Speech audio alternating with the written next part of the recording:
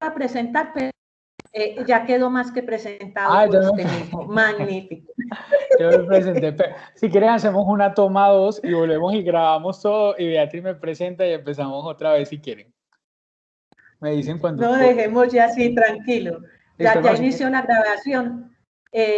Muchas gracias por acompañarnos. A ustedes por la invitación. A mí me encanta venir acá y compartir con ustedes de verdad. Ya grabamos, ya estamos grabando. Sí, ya empezó la grabación. Okay. Listo. Entonces, quiero empezar diciéndoles que esos son los 3 grandes temas, 3 grandes focos que vamos a tratar el día de hoy. Vamos a hablar de depresión y yo quiero que ustedes aprendan a identificar cuándo es depresión, cuándo es tristeza, cuándo es ansiedad, cuándo es miedo, qué es normal y qué no, porque hay una delgada línea entre lo que es normal y lo que no es normal, sobre todo en el tema de las emociones. Y quiero empezar, de hecho, hablando por el número 3 que aparece aquí, es la relación de ansiedad y depresión con pandemia del COVID-19, que es una información que tenemos muchísimo en este momento a la mano. Entonces, lo primero que quiero hablar un poco es cómo se relaciona la ansiedad y la depresión con la pandemia actual. Para eso quiero empezar contándoles de un caso que puede ser un caso de la vida real. Es como un caso como de combinación de muchos otros que yo tengo en mi consulta habitualmente. Esta paciente le puse el nombre de Irene, es un nombre que yo le puse, no es el nombre real de nadie, pues sí habrá Irenes, pero no paciente mía. Tiene 51 años, esta paciente es casada, es asistente de laboratorio, tiene un hijo, solamente vive con su esposo en el momento. Irene consulta por una sensación de desasosiego y preocupación constante y eso la lleva a estar constantemente también irritable y angustiada y preocupada de que a ella, a su mamá de 74 años o a otro miembro de la familia, quien fuera, se enfermara del COVID-19.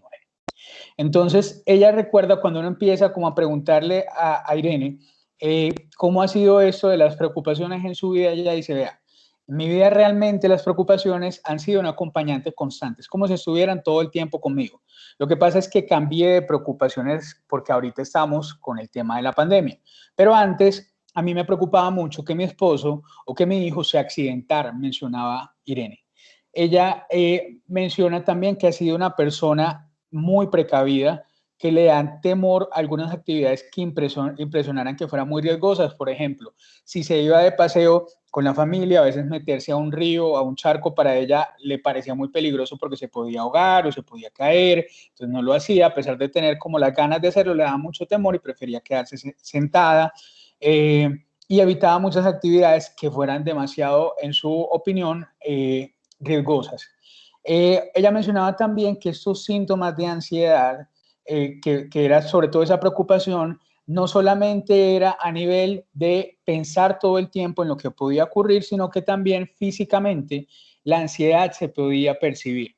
¿Cómo se percibía? Tenía sudoración constante, palpitaciones constantes. Ella mencionaba que habían calambres musculares en diferentes áreas de su cuerpo e incluso preocupación desproporcionada sobre estos síntomas físicos. Ella pensaba, por ejemplo, si el tener muchas palpitaciones significaba que se estaba infartando o que tenía alguna enfermedad cardíaca muy grave y que se le estuviera pasando a los médicos que la habían evaluado previamente.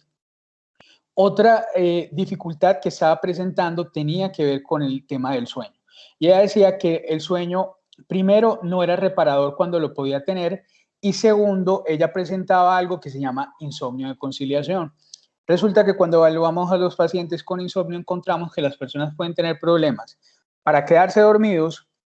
Algunos logran quedarse dormidos, pero o se levantan en mitad de la noche múltiples veces o se levantan demasiado temprano sin tener ninguna ocupación o ninguna obligación, ni tener alguna razón por la cual madrugar. Entonces, el problema de ella era más para lograr quedarse dormida.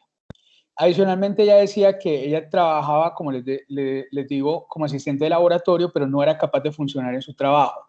¿Por qué? Porque se distraía, no se concentraba bien, se le olvidaba lo que le mandaban a hacer por estar pensando constantemente en las preocupaciones que tenía en el momento. Eso, más los síntomas físicos, la llevó a que se incapacitara múltiples veces. Y como ha sido una persona muy preocupada, le preocupaba, válgame la redundancia, ser irresponsable y quedar mal con sus jefes. Entonces, en algún momento pensaba renunciar a pesar de llevar mucho tiempo trabajando en esa empresa y poder casi que esperar hasta jubilarse más adelante. Otra cosa importante que ella decía es que ella estuvo en consulta con un médico general. El médico general le ordenó un medicamento que le generaba una sensación como de sedación. No era que se quedara dormida, pues como que no pudiera levantarse, pues ni caminar, ni coger el bus o el metro, no. Ella lo podía hacer, pero era una sensación constante de que si se quedaba mucho tiempo inactiva, en cualquier momento se podía quedar dormida. Y a ella le preocupaba mucho, que es una preocupación muy frecuente que tienen algunos pacientes en nuestra consulta de psiquiatría, que se puedan volver adicta o que pudiera tener como esta somnolencia tan marcada frente a la medicación. Entonces, esta paciente Irene tomó la decisión de consultar con psiquiatría. El psiquiatra le mandó otro medicamento diferente, tomando en cuenta la funcionalidad que ella necesitaba, su trabajo, que volviera a ser la misma de antes. Y después de 2 semanas ya esta paciente estaba mucho mejor. Irene estaba mucho mejor. Y las preocupaciones de Irene frente al COVID eran mucho más similares a las que teníamos el resto y tenemos el resto de la población, o deberíamos tener, porque a veces yo siento en ese momento que se ha relajado un poco el asunto, pero era mucho más proporcional frente a lo que lo desencadenaba. Y a las 4 semanas ya los síntomas habían desaparecido completamente. Adicionalmente, Irene recibió una terapia psicológica específica que se llama terapia cognitivo-conductual. Con el tema de las psicoterapias hay como una sensación para algunas personas que las psicoterapias no son de utilidad para ellos. Dicen, no, es que a mí eso no me sirve y la psicología no me sirve. Entonces, algo muy importante es tomar en cuenta que psicología es como una ciencia que tiene muchas ramitas, es como si fuera un gran árbol con muchas ramas.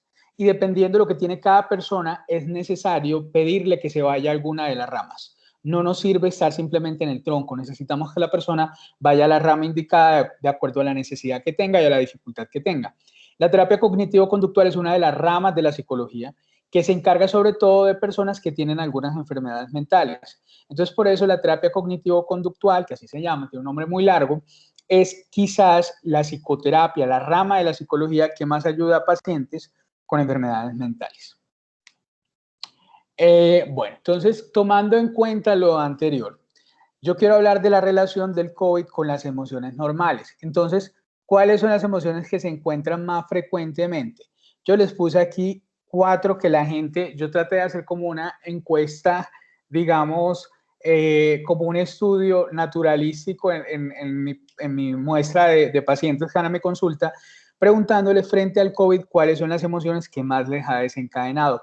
Y me encontré con estas 4 respuestas principales: el miedo, la tristeza, la rabia y la desesperanza.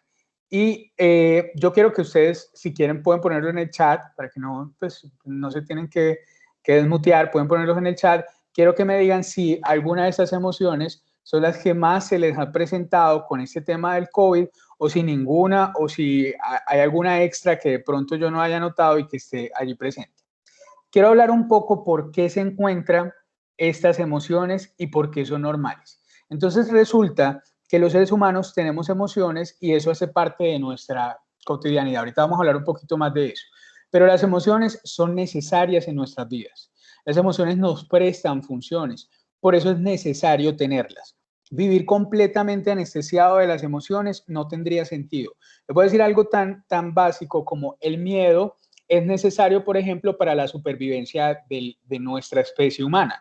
Y si los hombres cavernícolas de hace muchísimo tiempo no se hubieran sentido asustados frente a la posibilidad de que una presa se los comiera, probablemente no estaríamos nosotros en este momento aquí sentados recibiendo esta charla, porque nuestra especie se habría acabado. Es decir, que el miedo frente a algunas amenazas puntuales es una estrategia de protección. De hecho, si ustedes se fijan, cuando nos encierran, cuando nos dicen es que los vamos a encerrar, es que no pueden salir, es que van a quedarse en cuarentena total como el año pasado, es un poquito que dicen, hay un poquito de terrorismo, y claro, nos están infundiendo el miedo, pero es precisamente para protegernos de algo peor. La tristeza también se puede presentar, la tristeza es muy frecuente encontrarla, sobre todo cuando hay duelos o hay pérdidas.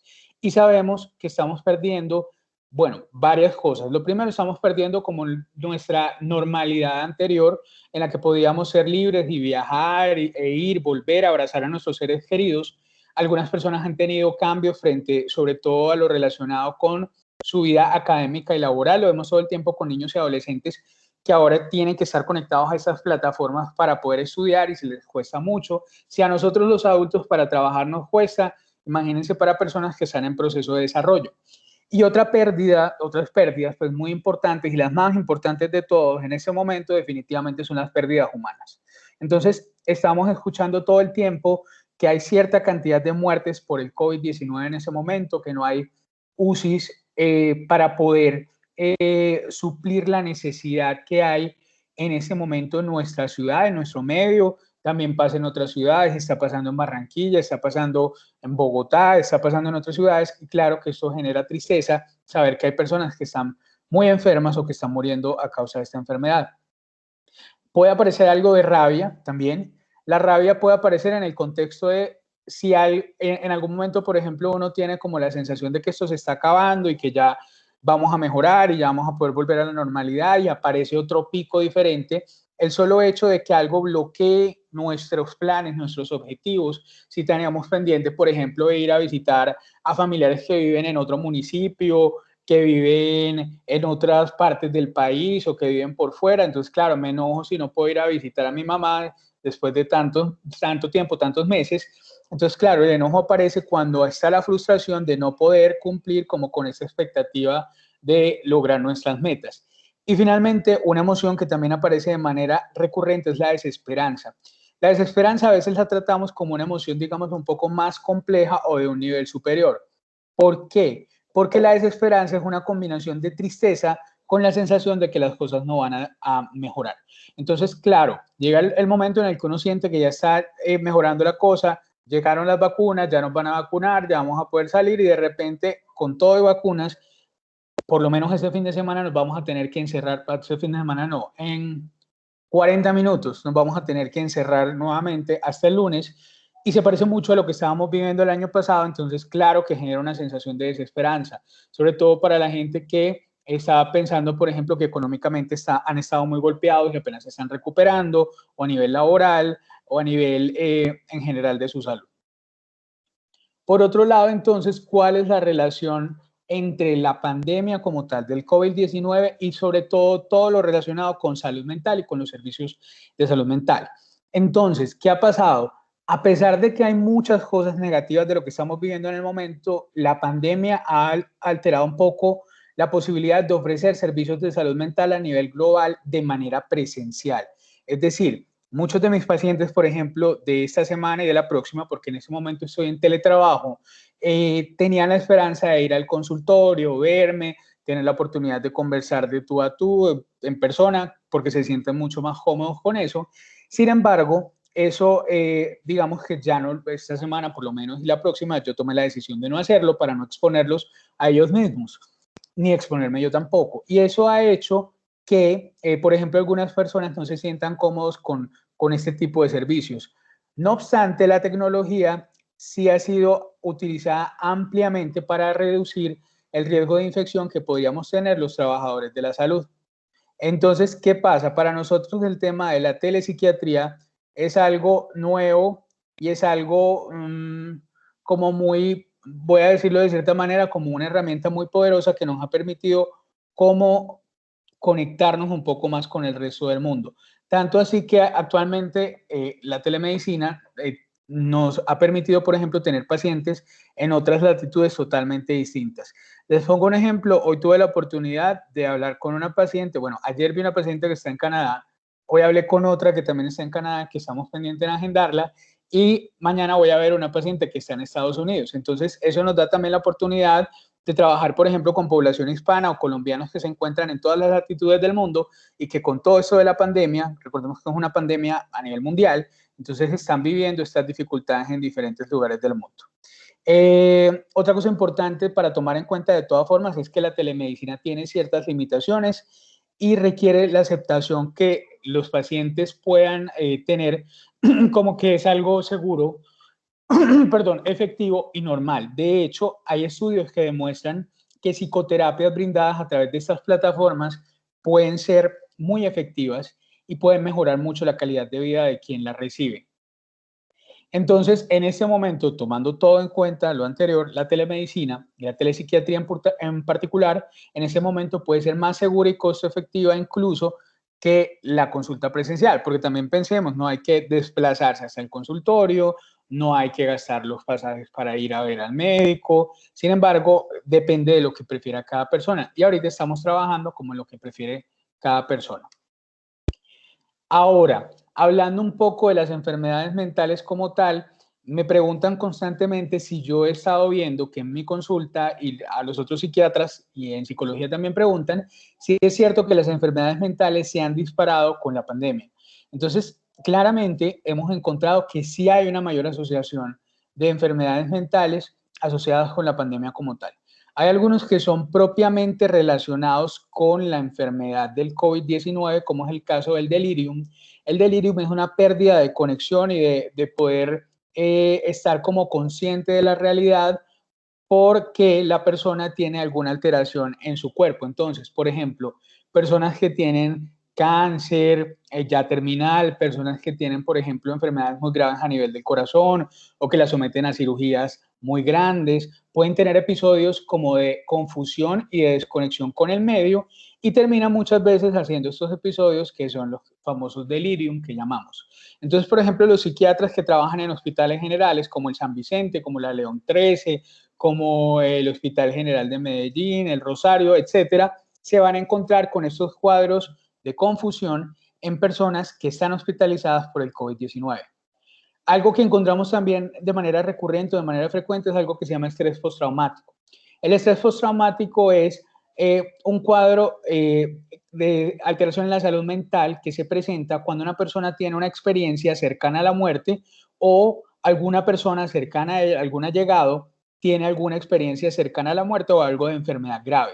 Entonces, como estas personas con COVID-19 muchas veces terminan requiriendo UCI, oxígeno, intubación orotraqueal para poder respirar bien, esos eventos pueden ser muy traumáticos, son muy cercanos a la muerte y puede generar una sensación de estrés constante de que se vuelva a repetir el cuadro, de que puedan tener una nueva, un nuevo episodio de alteración respiratoria grave y se mantienen todo el tiempo, por ejemplo, evitando lugares, no dejan que nadie los visite, están constantemente recordando lo que les pasó en la hospitalización, como con el estrés constante del evento.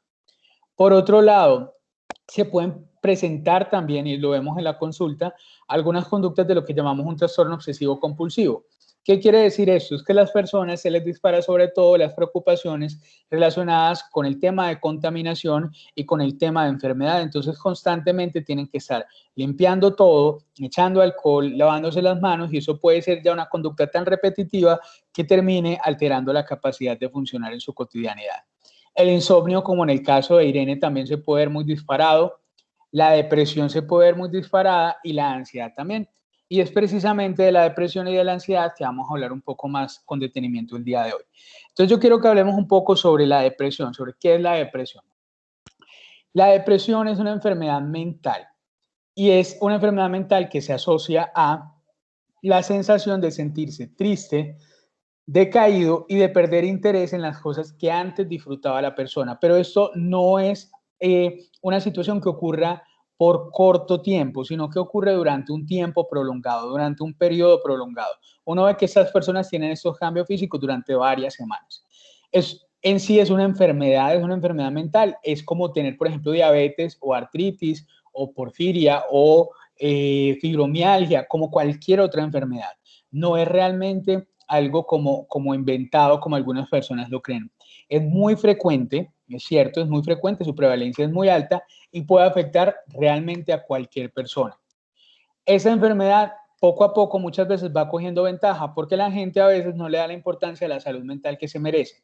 Entonces uno ve que empieza a afectar los pensamientos, los sentimientos, la salud física y el comportamiento de la persona que la padece. Y puede llegar a ser tan frecuente como en una de cada 20 personas. Es decir, si yo me subo en un bus o en un vagón del metro, bueno, no en un bus, porque en un vagón del metro cabe mucha más gente, pero en un bus que puede tener una capacidad, digamos, de 40 personas, pues más o menos, puede que 2 personas hayan padecido durante su vida depresión, lo cual es muy alto realmente. Y ocurre más, y eso sí se ha asociado mucho, más en las mujeres que en nosotros los hombres. No hay como una explicación única, hay algunas hipótesis, podría tener que ver con la presión social que se ejerce sobre el rol femenino, sobre algunas inequidades que pueden haber en el, por ejemplo, a nivel laboral, social, académico entre hombres y mujeres, y también porque hormonalmente hay algunas hormonas que tienen las mujeres en mayor proporción que nosotros los hombres que se han asociado más a depresión, sobre todo lo relacionado con estrógenos y progesterona. ¿Qué es importante también? Darnos cuenta lo que no es depresión, lo que no podemos decirle a la gente, esto no se debería pues como tomar. Esto, la depresión no es una culpa que tenga una persona, no es la culpa que tenga la persona que la padece, no es que es culpa suya porque usted es muy negativo o porque usted no pone de su parte, no es tampoco debilidad de la personalidad de quien tiene la depresión. Y es por eso que con echarle ganas no se va a quitar. Es como pedirle a una persona con diabetes que simplemente se imagine o piense que los niveles de azúcar se van a mejorar y ya con eso es suficiente, que no se tome la metformina o que no se ponga la insulina que le pidieron que se pusiera. ¿Por qué aparece la depresión? Entonces hay algunos factores que llamamos factores predisponentes, es decir, que nos hacen más vulnerables a tener esa enfermedad, y esos factores que nos hacen más vulnerables son, uno, la personalidad o el estilo de vida que tiene cada uno. ¿En qué sentido? Hay personalidades, hay estilos de personalidades que sí tienden a ser sobre todo más emocionalmente sensibles, sobre todo aquellos que viven las emociones con mayor intensidad. Es como si fueran casi, las emociones suben como en una montaña, llegan a un pico alto y luego se demoran un poco en bajar.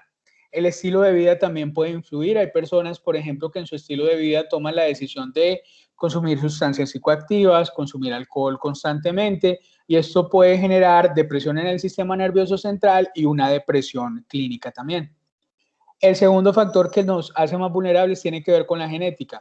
En las enfermedades mentales es muy frecuente encontrar eso, y es, si yo tengo familiares cercanos, por ejemplo, mis papás, mis hermanos, mis hijos, con alguna enfermedad mental, es más probable que yo la padezca también, y la depresión es una de esos trastornos que precisamente pueden tener esta asociación. Tercero, hay algunas teorías que hablan que pueden tener relación con experiencias tempranas de la infancia. No siempre ocurre, eso es muy importante, pero puede en algunas personas que han tenido que vivir diferentes situaciones difíciles ser más proclives a tener cuadros depresivos. Y finalmente también algunos factores predisponentes que son algunas circunstancias sociales, sobre todo personas que tienen pobres redes de apoyo. ¿En qué sentido? En que son muy solitarias, no tienen en quién contarles, o que ser como demasiado autosuficientes, incluso en momentos donde sería apropiado e incluso conveniente tener personas que lo puedan respaldar a uno. Ahora, no solamente hay factores que lo predisponen a uno, sino que hay otros que casi que le dan la patadita a uno, lo empujan a que se desarrolle una depresión como tal. Primero, un acontecimiento vital estresante. Yo creo que esto lo tiene claro la mayoría de las personas. Cuando dicen, no, pero ¿usted por qué está deprimido? ¿Qué fue lo que le pasó? ¿Cuál fue el evento? ¿Qué fue lo que pasó? Entonces es como si la persona siempre que se va a deprimir requiriera un acontecimiento estresante que generara la aparición de la depresión. A veces ocurre, a veces no, a veces está, pero la persona no lo logra identificar tan fácilmente. Segundo, curiosamente, algunos medicamentos pueden también alterar el estado de ánimo. Algunos antibióticos, algunos medicamentos, por ejemplo, para la presión arterial, pueden generar cambios en el estado de ánimo, y eso podría ser una de las, algunos medicamentos dermatológicos también podrían generarlo. Y tercero, es muy claro que en la depresión el cerebro, la química del cerebro está alterada debido a que ciertas sustancias se encuentran bajitas. Estas sustancias los llamamos neurotransmisores. Los neurotransmisores, imagínense que fueran medios de transporte, como si fueran vagones del metro que se mueven por todo el cerebro y que van mandando información de una región cerebral a la otra. Entonces hay tres tipos de trenes, digámoslo así, dos que son neurotransmisores y uno que es una hormona que tiene mucho que ver con la depresión. Entonces, el primero es la serotonina. Entonces, la serotonina la llaman el neurotransmisor de la felicidad y se ha asociado muchas veces a todo lo que tiene que ver con contar con un estado de ánimo positivo, tener una sensación de bienestar, y también tiene relación con otras funciones importantes como son el sueño y la alimentación. La noradrenalina, que funciona muy en conjunto con la serotonina, son como medios de transporte como del sistema metro, que trabajan en conjunto. La noradrenalina se encargan más de lo relacionado con todo lo que tiene que ver con miedo y con ansiedad. Entonces, los pacientes con ansiedad tienden a tener alteraciones en la noradrenalina. Y finalmente les mencionaba que hay una que no es un neurotransmisor, sino una hormona, porque se produce en otra parte, en una glándula, que se llama la glándula suprarrenal, que es el cortisol, que es la hormona del estrés.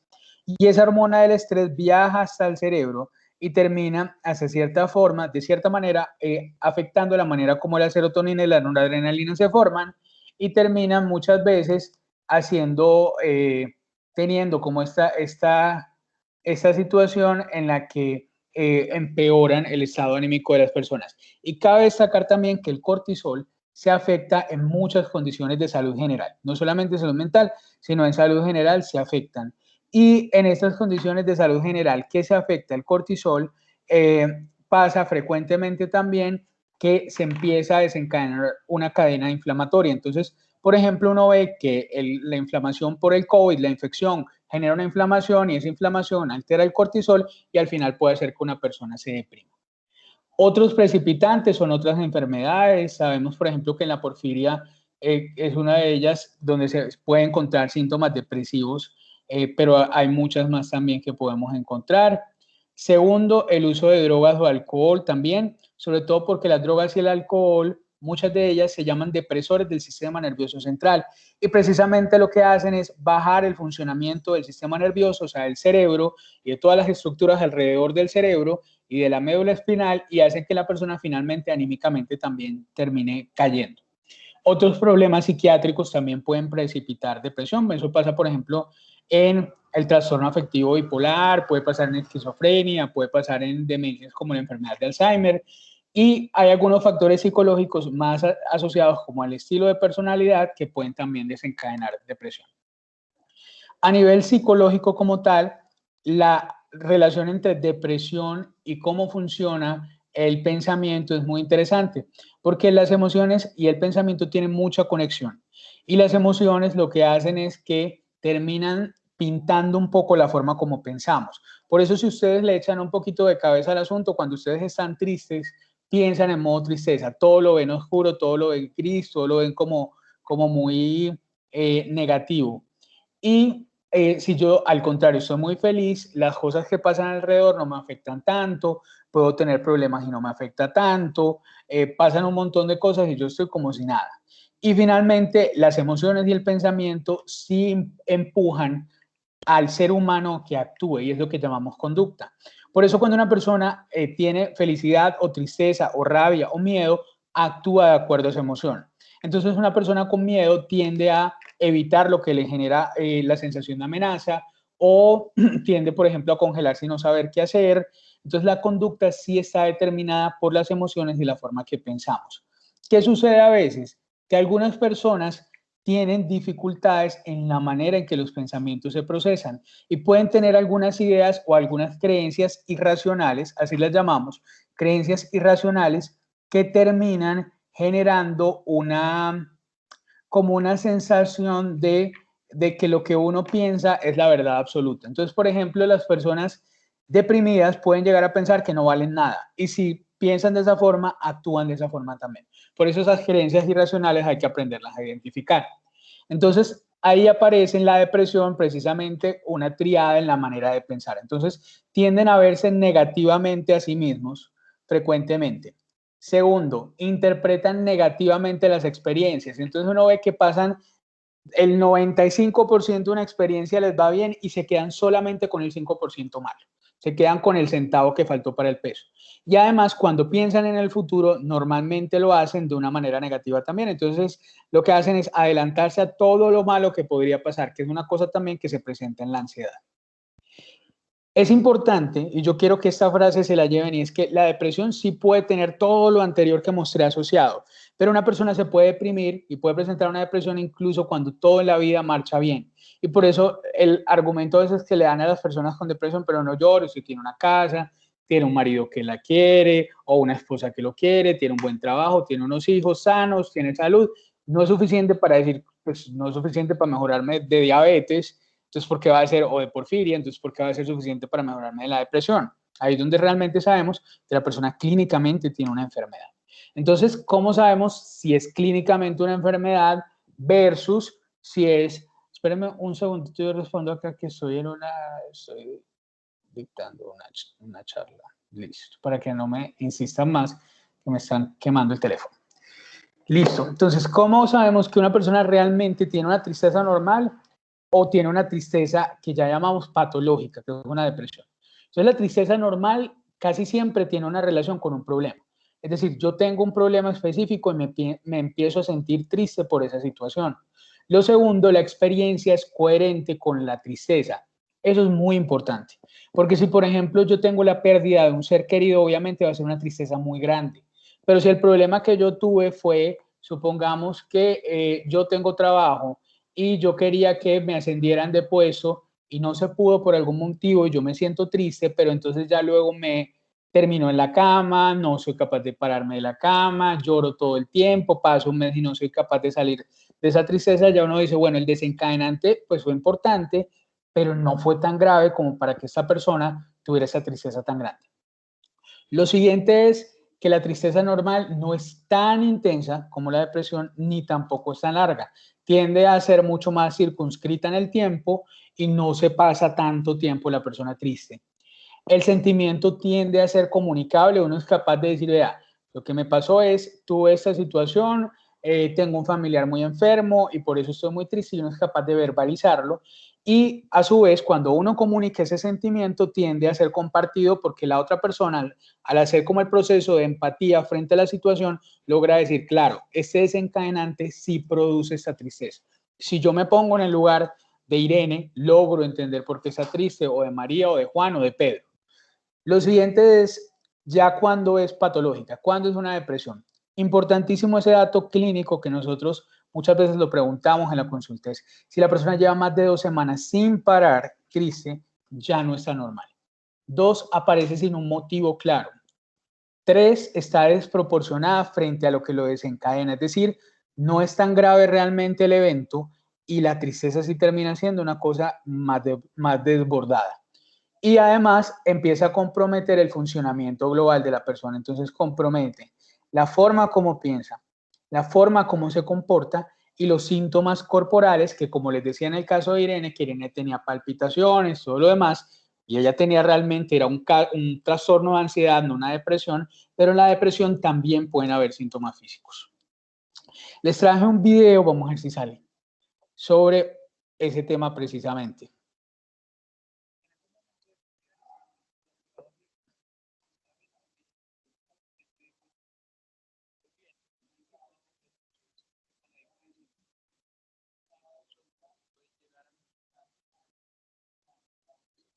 Doc, el video tiene audio.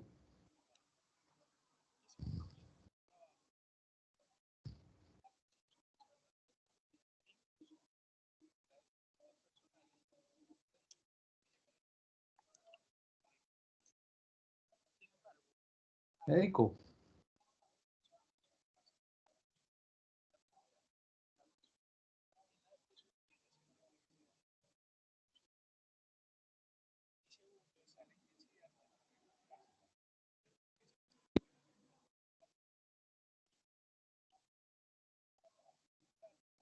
Doctor Rommel, Sí, el video tiene audio. sí. Es que no se está escuchando. Yo creo que para poder que se escuche, hay una opción en el momento de compartir la pantalla que Sí, dice que compartir con audio. espérame un segundito, entonces lo vuelvo a Tú le hacer. dices compartir. Sí, Yo creo que hay una que dice incluir sonido del equipo. Hay una pestañita que debe aparecer. espérame un segundito, entonces yo miro a ver. No sé dónde está. Cuando usted le dice compartir, le aparece en la parte de abajo como todas las pestañas que usted puede compartir, como todas las ventanas. Sí. Y arriba debe aparecer un botoncito, arriba de esas ventanas, un botón que quiere decir incluir sonidos del equipo. Mire si le aparece. No me aparece.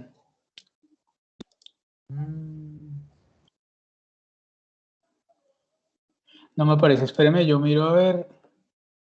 Si quiere me manda la presentación y yo paso el video. ¿Sabes qué es lo que pasa? Que sale, que lo tengo en no es PowerPoint, sino que eso se llama Keynote. No sé si tienen el programa. Si no, yo se los mando, yo lo tengo. Pues el video se los mando aparte. Listo. O si quiere me puede compartir el video o por el chat, no sé, y yo lo paso desde aquí a ver si de pronto es que hay problemitas ahí porque no se escuchó, pues no se escuchaba nada. Sí, no, y yo estaba ahí como concentrado oyéndolo. Espérame un segundito entonces. A ver, ¿qué voy a hacer Médico, acá? si quiere me lo pasa por el WhatsApp, yo se lo paso a Edwin y miramos a ver si de pronto en el transcurso logramos ponerlo. Listo, y son dos, entonces, pero espéreme un segundo y ya pues en un ratico lo paso. Listo, voy a continuar acá. A ver, por aquí, Keynote, así se llama la aplicación. Entonces, voy a continuar y ya enseguida les muestro el video y si no, yo se los mando y ustedes lo pueden ver. Es un video que explica la diferencia. Correcto. Bueno, entonces, ¿cómo se siente una persona deprimida? Entonces, como signos y síntomas, los síntomas son casi todos los días, por lo menos por 2 semanas. Y hay 2 síntomas principales, porque la gente tiende a relacionar depresión con tristeza y tienen parcialmente la razón. La tristeza es gran parte de la depresión o el ánimo decaído o estar cabizbajo, pero hay otro síntoma que estando solito con alteraciones en el sueño, en la concentración y todo lo demás, también puede dar ideas de que una persona está deprimida y es la pérdida del interés o el placer en las cosas que la persona antes disfrutaba. Eso, sí. Qué pena, pero ya no estás compartiendo la presentación. ¿No se ve? No, porque Espérame un además segundo. que como dejaste de compartir ahorita, entonces para que la vuelvas a compartir, por favor. Espérame un segundito. Voy a volverlo a hacer. Se está viendo la pantalla. Sí, ahora sí. Ok. Y ahí, ¿se ve? Sí, ya se ve. Listo, entonces la segunda es precisamente perder interés en las cosas que antes se disfrutaba. A eso lo llamamos nosotros los médicos y los psiquiatras, lo llamamos anedonia, pero es muy importante tomar en cuenta que la depresión no es solo tristeza. Otras de las alteraciones tienen que ver, por ejemplo, con el apetito. Puede ser aumento o disminución del apetito y a su vez aumento o disminución del peso. Las personas pueden tener problemas para concentrarse, para pensar, para recordar o tomar decisiones. Les mencionaba lo del no poder dormir, pero también puede llegar a pasar que duerman demasiado, se pueden sentir sin energía, cansados o al contrario, inquietos y sin poder quedarse tranquilos. También sentir como que no valen nada o sentirse culpables y como el extremo más grave pueden aparecer pensamientos sobre la muerte o el suicidio. Hay algunos síntomas físicos también, les mencioné que se pueden presentar y son muy importantes. Los más frecuentes son dolores de cabeza, pueden aparecer dolores en diferentes partes del cuerpo, pueden aparecer problemas digestivos o gástricos en el estómago, pueden tener problemas en la esfera sexual, en la vida íntima, pueden sentirse pesimistas constantemente e incluso a la depresión le gusta mucho trabajar de la mano de la ansiedad y la persona puede sentirse ansiosa o preocupada también. Otra pregunta que nos hacen constantemente es si los niños se deprimen. De hecho, yo trabajo en una institución que se llama el Comité de Rehabilitación de Antioquia y allí trabajo mucho con programas que tienen gran parte de la población en la que atendemos, son precisamente niños y adolescentes. Y los niños sí se deprimen, pero en ellos la tristeza puede estar, pero hay otros síntomas que también podemos encontrar de manera frecuente y son sumamente importantes, como son estar muy apático frente a todo, estar demasiado irritables y ya como tal la tristeza que se manifiesta sobre todo en que ya no quieren ni jugar ni hacer lo que normalmente les gusta. Entonces, por acá hay algunos consejos prácticos para intentar prevenir la depresión y es, primero, si aparecen los síntomas y se mantienen mucho en el tiempo, hay que empezar a buscar ayuda. Eso es innegociable porque probablemente una depresión sin tratamiento, la persona puede pasar hasta 6 meses casi que tirada en la cama sin poder funcionar o funcionando a medias hasta que finalmente pueda o no que se resuelva la enfermedad. Segundo, tratar de llevar un estilo de vida que sea positivo para la salud mental. Eso incluye rutina, sobre todo, ejercicio, alimentación saludable y regular, tener, por ejemplo, buenos hábitos de sueño, higiene personal, todo eso es importante para poder tener una buena salud mental. Algo que le recordamos también es pasar tiempo con amigos, allegados o familiares. Las relaciones sociales son un factor protector importante y hay que tomarlo en cuenta. Buscar tiempo para algún hobby o algún pasatiempo, esto es importante también porque nos va como llenando de carga para no decaer fácilmente. Les mencionaba el ejercicio también. También hay que evitar sustancias psicoactivas como son las drogas, el alcohol, que si uno lo crea también, tomar demasiado alcohol puede generar depresión secundaria y el cigarrillo también puede generar un efecto, es muy curioso, porque el cigarrillo puede generar un efecto antidepresivo y mejoría de la ansiedad, o sea, ansiolítico, temporalmente. Pero cuando se pasa el efecto de la nicotina, las personas van a sentirse mucho más ansiosas, mucho más deprimidas y por eso es tan difícil cesar el tabaquismo. ¿Por qué la gente no consulta a pesar de que la depresión es tan grave? Primero, porque muchas veces la gente puede tener muchos síntomas físicos y menos síntomas depresivos. Miren que les mostré ahorita que una persona puede tener depresión inclusive sin tener tristeza constante, sino teniendo pérdida del placer por la vida o el gusto por la vida. Entonces, como no saben que esto también sería una depresión, pues no consultan. Los segundos no saben realmente en qué consiste una depresión, creen que eso es completamente normal o sobreestiman los desencadenantes y dicen, bueno, como tuve un problema, entonces tengo derecho a sentirme triste y no se dan cuenta que realmente la tristeza termina siendo desfasada frente a lo que están viviendo. Lo tercero que es muy frecuente es el miedo al estigma de yo por qué voy a ir al psiquiatra, si normalmente los psiquiatras nos relacionan con gente que está muy enferma y que tienen normalmente lo que llamamos trastornos psicóticos. Los trastornos psicóticos casi siempre se presentan en otras enfermedades, sí se puede presentar en depresión, pero no es frecuente, y los trastornos psicóticos es lo que la gente coloquialmente en la calle lo conoce como locura. Y desconocen, como les decía ahorita, la depresión como una enfermedad. Entonces, ¿cómo se trata la depresión? No me voy a centrar mucho en eso, pero existen psicoterapias, como les decía ahorita, dentro de las ramas de la psicología, del gran árbol de la psicología, tenemos que dirigirnos a las ramas que sirven para manejar la depresión, no nos sirve cualquiera. Tenemos que irnos, por ejemplo, terapia cognitivo-conductual, terapia de activación conductual también sirve, DBT también sirve en algunos casos, terapia de ritmos sociales, terapia interpersonal y de ritmos sociales, entre otras.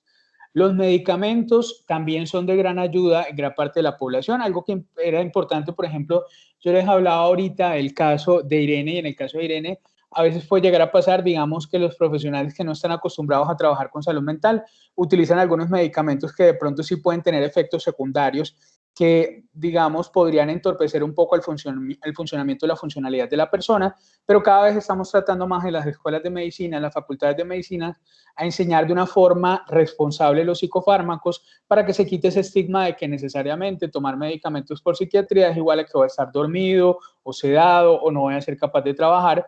De hecho, la gran mayoría de medicamentos modernos permiten que las personas, yo les decía, hay 40 personas en el bus y hay 2 con depresión y se ven exactamente igual que las demás a pesar de estar recibiendo medicamentos porque son medicamentos muy modernos que no tienen realmente estos efectos que a la gente le genera temor, al igual que el efecto de adicción que también genera temor, pero no podemos pasar de un problema a otro, no nos conviene realmente pasar una persona de una depresión a una adicción porque sigue siendo un problema de salud mental, entonces tratamos de no dar medicamentos que puedan ser adictivos.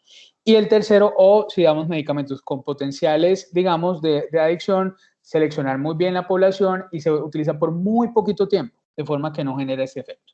Tercero, los cambios en las rutinas. Es fundamental empezar a cambiar algunas cosas que pueden entorpecer. Por ejemplo, si yo no tengo un buen hábito de sueño, una buena higiene del sueño, lo tengo que mejorar. Si no estoy comiendo lo suficiente, lo tengo que mejorar, porque todos esos factores, recordemos que son predisponentes para e incluso precipitantes para una depresión.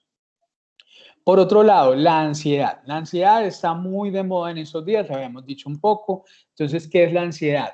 La ansiedad en sí es una emoción. Yo les decía que en general, digamos, las emociones no hay que satanizarlas ni son malas. Y la ansiedad es una emoción que se acompaña de una sensación desagradable, como muy difusa y vaga, como de inquietud. La gente lo describe que es como si estuviera flotando una preocupación, como si algo malo fuera a pasar, un presentimiento, pero no sé ni siquiera qué es. Se acompaña muchas veces de síntomas físicos, como por ejemplo dolores de cabeza, palpitaciones, presión o opresión en el pecho y molestias gastrointestinales. Yo les digo mucho a los pacientes que la ansiedad sobre todo es el mejor recordatorio que la mente y el cuerpo no están separados. Porque una persona con ansiedad tiende de manera frecuente a tener síntomas físicos que sí hacen que finalmente se siente, no se los está inventando, sino que hacen que nos recordemos que una estructura chiquitica que se encuentra en el cerebro, que es la amígdala, dispara los suficientes neurotransmisores para alborotar todo el cuerpo. En sí, la ansiedad como tal es una emoción que se deriva del miedo. Y las emociones, yo les decía ahorita, cumplen funciones, no las podemos satanizar. Entonces, la ansiedad como emoción es una señal de alerta, nos está avisando que algo sucede alrededor. Advierte que hay un peligro inminente y permite a esa persona que lo está sintiendo tomar medidas contra la posible amenaza.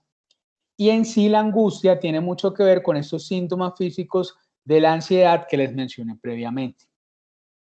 Entonces, tomando en cuenta lo anterior, ¿cualquier persona podría tener ansiedad? Sí, cualquier persona podría tener ansiedad. De hecho, todos tenemos ansiedad y es necesaria porque la ansiedad no solamente nos protege de amenazas, sino que nos impulsa a actuar frente a esas amenazas.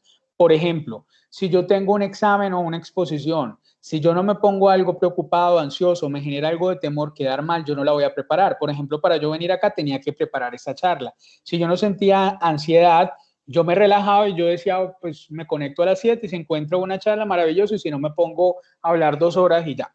Y realmente no, para mí la ansiedad es un motivador, es un motor en este caso, como emoción, que frente a ese desencadenante me empujó a preparar esta exposición del día de hoy. Entonces miren que no es mala necesariamente.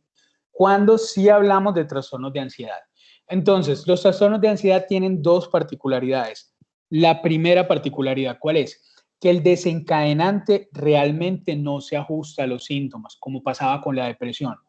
Por ejemplo, si yo me preocupo que, supongamos, me vayan a echar del trabajo porque estoy de vacaciones y estamos en época de COVID. Si yo trabajo bien, no están echando a nadie, no está ocurriendo nada extraordinario, la empresa está bien económicamente, ¿por qué me habría de preocupar por eso? Entonces, si se fijan, el desencadenante no cuadra con la ansiedad que está sintiendo la persona.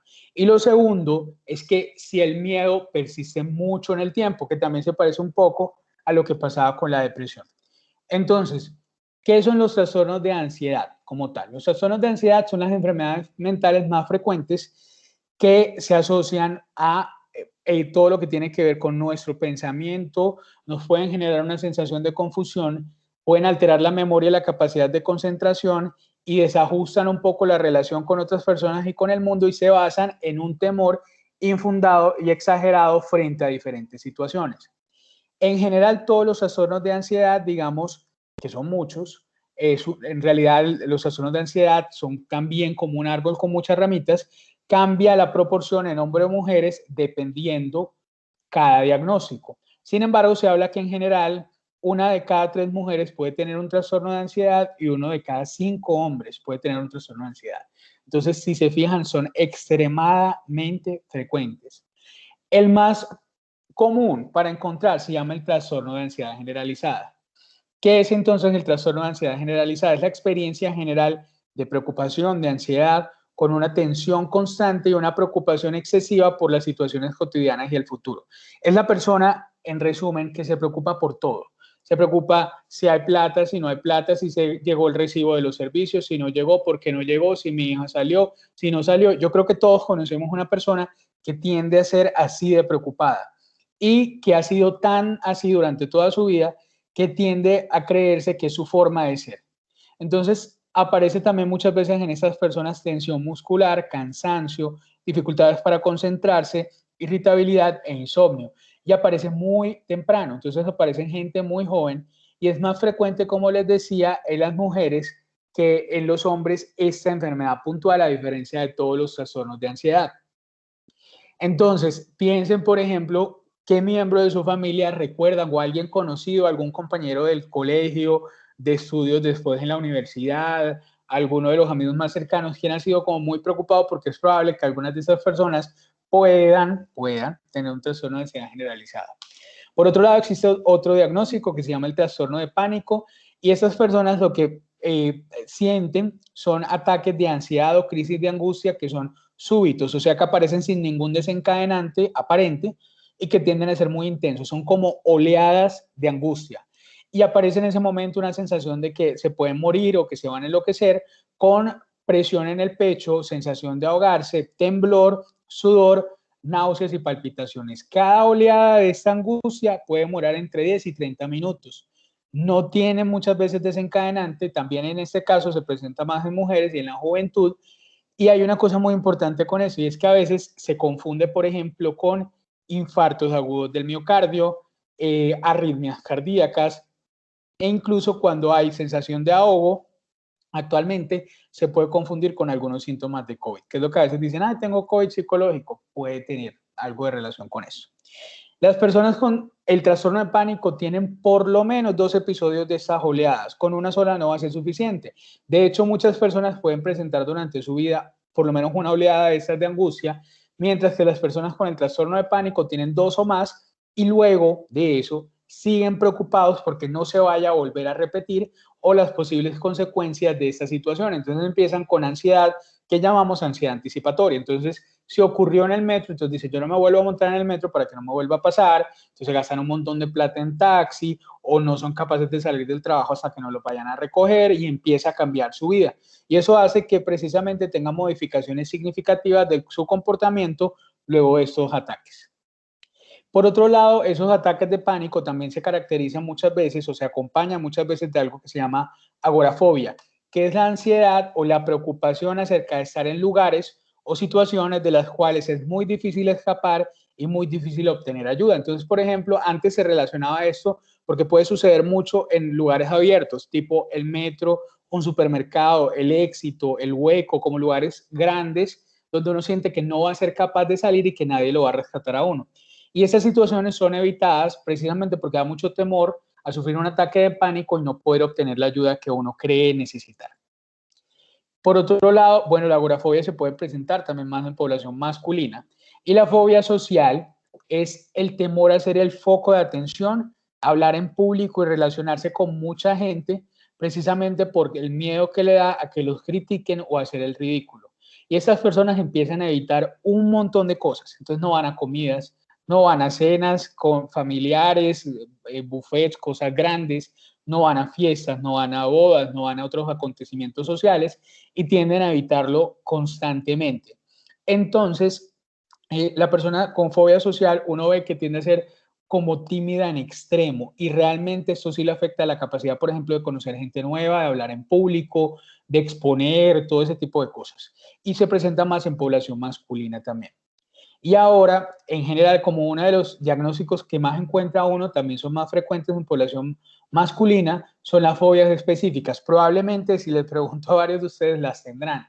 Y son temores exagerados e irracionales ante situaciones que no provocarían esa reacción a las demás personas. Entonces, por ejemplo, hay gente que le tiene temor exagerado a algunos animales. Por ejemplo, yo tengo una tía que no puede ver las serpientes, las culebras, ni siquiera en Animal Planet. O sea, es una cosa absurda. Afortunadamente no trabaja ni con animales ni se tiene que exponer a nada de eso, pero realmente para ella es muy difícil ver incluso fotos de serpientes. Puede ser a eventos naturales como son tormentas, vientos fuertes, aguaceros. También puede ser a daño corporal, a inyecciones, a pinchazos, a la sangre, ahorita que está el tema de la vacuna. También puede haber un temor al agotamiento, a vomitar incluso, a contraer una enfermedad, a las alturas, a los espacios abiertos, los espacios cerrados, todo lo que ustedes se imaginen. Existen fobias específicas a los payasos, al volar, un montón de cosas. Y se manifiesta sobre todo porque la persona se inhibe o se paraliza por las manifestaciones de la enfermedad y no pueden hacer nada para cambiarlos. Entonces, ¿Cómo podemos prevenir que la ansiedad normal se transforme en un trastorno de ansiedad? Algunos consejos prácticos son realizar ejercicio periódicamente. ¿Cuánto es periódicamente? La recomendación que decimos para salud mental son, y también física, entre 3 a 4 veces por semana, y que cada día que practiquen, cada sesión de ejercicios demore entre 30 a 45 minutos. Si van a hacer, por ejemplo, ejercicio de cardio, la recomendación es que si empiezan a caminar, caminen lo suficientemente rápido para sentir que cuando están hablando se están alcanzando. Es decir, esa es una buena intensidad. Si lo hacen menos, probablemente tienen que apretar un poco más. Segundo, poner en práctica algunas técnicas de relajación.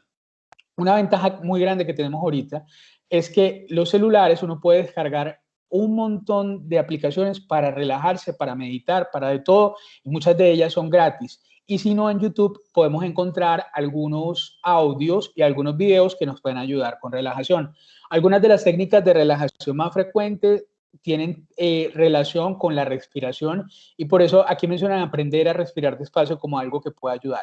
Les doy una clave. Acuérdense que la respiración tiene dos momentos. Bueno, en realidad tiene muchos, pero los dos principales son inhalar, es decir, tomar el aire, y exhalar, que es botar el aire. Cuando ustedes botan el aire, se relajan. Cuando ustedes toman el aire, se están activando un poco más. Por eso cuando una persona va a hablar en público, toma aire y arranca, o cuando una persona va a cantar, toma aire y arranca porque necesita activarse. Pero cuando una persona se va a relajar, suelta el aire lentamente. Entonces, una técnica que les puede ayudar mucho es tomar el aire fuerte, sentir cómo se expande el pecho cuando uno toma el aire y luego sentir cómo va soltándose y se va contrayendo en la medida que uno lo suelta. Si pueden y son capaces de soltar el aire más tiempo que lo toman, va a ser lo ideal. Por ejemplo, tomo el aire en 2 segundos y lo suelto en 4 segundos. O tomo el aire en 3 segundos y lo suelto en 6 segundos y van practicando hasta que se vuelvan muy expertos en el tema de la respiración. Hay algunas técnicas psicoterapéuticas que nos pueden ayudar. Por ejemplo, a veces utilizamos estrategias de distracción mental. Entonces, si estoy muy estresado frente a una situación, a veces yo me pongo a contar baldosas, miro cuántas placas en el taco son de Medellín y cuántas son de Envigado y cuántas de Itagüí. Ese tipo de cosas pueden ayudar a que uno se relaje un poco más. Y en determinados casos, en los trastornos de ansiedad, pues uno utiliza ya ansiolíticos y antidepresivos cuando ya hay necesidad. Aquí hay otro video que pues, se los voy a mandar ahorita porque seguramente tampoco se va a oír, que tiene que ver un poco con el tema de la ansiedad e incluso tenía que ver un poco con el tema de respiración y mindfulness, pero ahorita se los mando para que lo puedan hacer. Entonces, ¿cómo se tratan los trastornos de ansiedad? Entonces, nuevamente, la psicoterapia fundamental. Otra vez vamos a las ramas de la psicología que sirven para el manejo de los trastornos de ansiedad. Así como sucede cuando una persona la van a operar, por ejemplo, del apéndice o le van a hacer una cesárea, la cirugía no es igual, no puede ser igual que le saquen a uno un bebé, que le saquen a uno el apéndice. Las psicoterapias tampoco pueden ser todas iguales. Entonces, dependiendo mi trastorno de ansiedad, me van a hacer una psicoterapia diferente. Si yo tengo una fobia social, me hacen una terapia para fobia social. Si yo tengo un trastorno de ansiedad generalizada, para la ansiedad generalizada, y si tengo depresión, para la depresión. No puede ser lo mismo para todo. Segundo, los medicamentos pueden ser de ayuda también. Hay algunos muy específicos. Obviamente, eso debe ser recetado, sobre todo los tratamientos en psiquiatría, los debe recetar mínimo un médico. No que el psicólogo, yo que funciona tal cosa, entonces empieza a recomendar, o el farmacéutico, no. Porque ahí es donde se empieza a enredar, se utilizan mal y terminan los pobres medicamentos con muy mala fama. Y tercero, también algunos cambios en rutinas, como mencioné previamente. Ahora, yo les traje aquí algunos tips para ayudar precisamente con la ansiedad relacionada con el COVID-19. Entonces, hay una cosa que es como muy actual, precisamente porque nos van a volver a encerrar hace 6 minutos. Entonces, el aislamiento cuando es repentino, por ejemplo, el alcalde nos avisó ayer de que nos iban a volver a encerrar, eso puede producir miedo y ansiedad, por ejemplo, preocuparnos porque vaya a ser como el año pasado, puede generar una sensación de tristeza, en algunos casos depresión, desesperanza o rabia, e incluso el estar todo el tiempo encerrado y la cuarentena puede representar un evento traumático.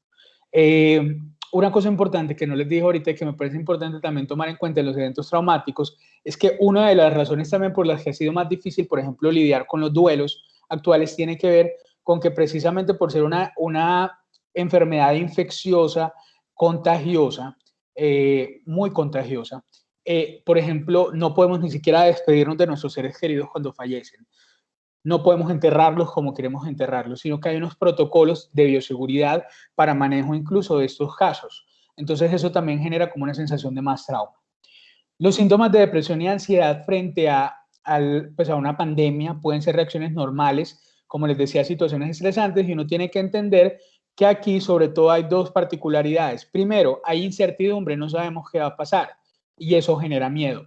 Y segundo, si hay una amenaza real, si yo salgo a la calle y me enfermo, ¿qué va a pasar conmigo o qué va a pasar con mis seres queridos? Entonces, realmente si hay una amenaza de la cual nos tenemos que preocupar.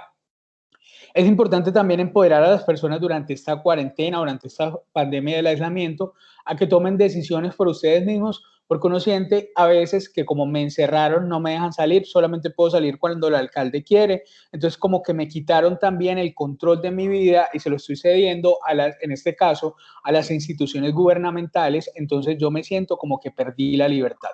Entonces, por ejemplo, tomar algunas decisiones, cuando voy a mercar, tomar la decisión, por ejemplo, de hacer ejercicio dentro de la casa, me puede dar un sentido de autovalor en estas situaciones difíciles.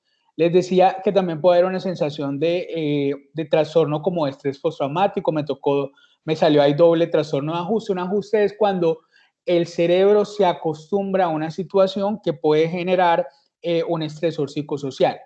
Y esto incluye incluso situaciones cercanas a la muerte, como por ejemplo aquellas que tienen que ver con compromiso respiratorio, como sucede en el COVID. Y otro tip que me parece fundamental que lo tengan en cuenta, y lo vimos el año pasado, es tratar, dentro de lo posible, de proveer nuestras necesidades básicas. Eso calma mucho la ansiedad y así la gente no va a salir corriendo a comprar papel higiénico. Entonces, tener un techo, tener transporte, poder, si estoy estudiando, tener como el derecho a la educación mientras tanto, poder seguir trabajando si se puede, tener la comida, entre otros, disminuye la ansiedad. Obviamente no todo depende de uno. Si pierdo el trabajo, pues me va a tocar salir a buscar otro y eso no depende necesariamente de mí. Pero si de mí depende, por ejemplo, acostumbrarme a esta nueva virtualidad de trabajar por acá, por el computador, yo trato de acoplarme a esto para sentir que tengo esa necesidad básica ya como resuelta y no voy a estar tan ansioso frente a eso. Bueno, uno de los tips también que quería traer es cuáles son como algunas recomendaciones para personas con problemas de salud mental en pandemia. Entonces, lo primero que les digo, si ustedes tienen algún familiar o están ustedes en algún tratamiento para depresión, ansiedad o cualquier enfermedad mental durante esta pandemia, lo primero es continuar con sus medicamentos. O sea, no dejen de irlos a reclamar, no dejen que me da miedo el COVID, entonces yo no voy a ir a Sura o a la 9PS a reclamarlos, no. Traten, si ustedes no pueden por las comorbilidades, pedirle a alguien que les ayude con hacer como el proceso de irlos a buscar para que no se vaya a perder el efecto. Sobre todo, tomando en cuenta que algunos de los psicofármacos requieren varias semanas para hacer efecto. Entonces, ¿qué pasa? Si yo lo suspendo hoy, pasan varios días, se pierde el efecto y me toca volver a esperar 3, 4 semanas con depresión, con ansiedad, para volver a ver el efecto del medicamento que suspendí de manera abrupta. Algunos pacientes que reciben medicamentos también pueden necesitar exámenes de control. Algunos tratamientos los llevamos a cabo y los organizamos con exámenes de control y también es importante que se los sigan haciendo. Obviamente traten de exponerse lo menos posible, pero hay laboratorios que van a la casa de uno, tienen protocolos de bioseguridad. Uno trata también de organizar, si uno puede agendar las citas de los laboratorios, sería maravilloso para no tener que encontrarse con mucha gente, etcétera.